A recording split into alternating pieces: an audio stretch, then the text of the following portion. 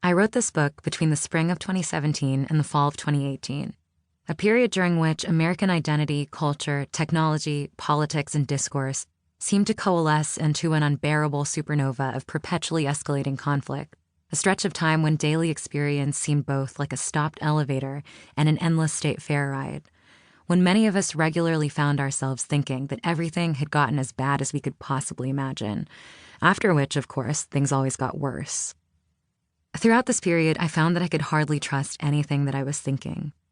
A doubt that always hovers in the back of my mind intensified, that whatever conclusions I might reach about myself, my life, and my environment are just as likely to be diametrically wrong as they are to be right.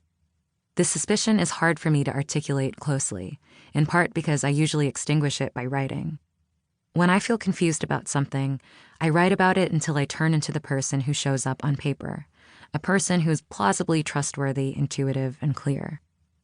It's exactly this habit, or compulsion, that makes me suspect that I'm fooling myself.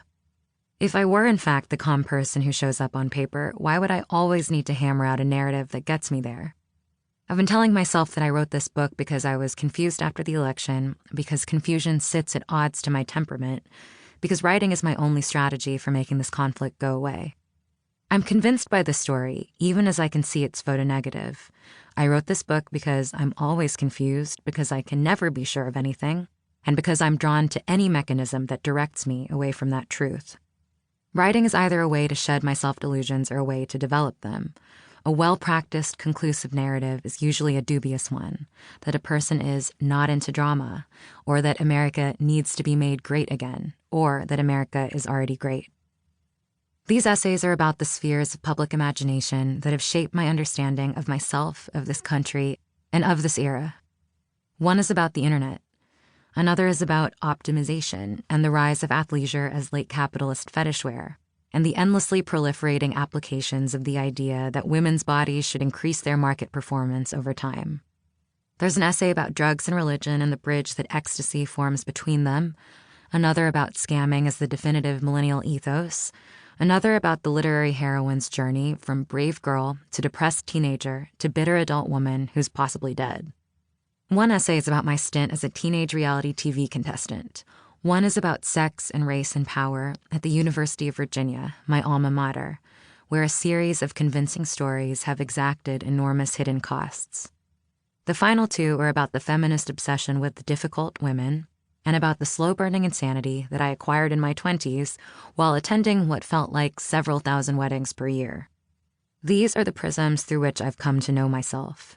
In this book, I tried to undo their acts of refraction. I wanted to see the way I would see in a mirror. It's possible I painted an elaborate mural instead. But that's fine.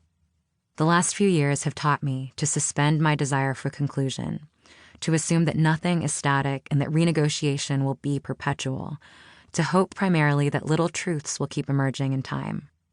While I was writing this, a stranger tweeted an excerpt of a Jezebel piece I wrote in 2015, highlighting a sentence about what women seem to want from feminist websites.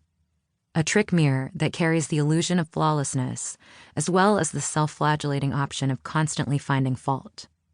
I hadn't remembered using that phrase when I came up with a book title, and I hadn't understood when I was writing that Jezebel piece that the line was also an explanation of something more personal.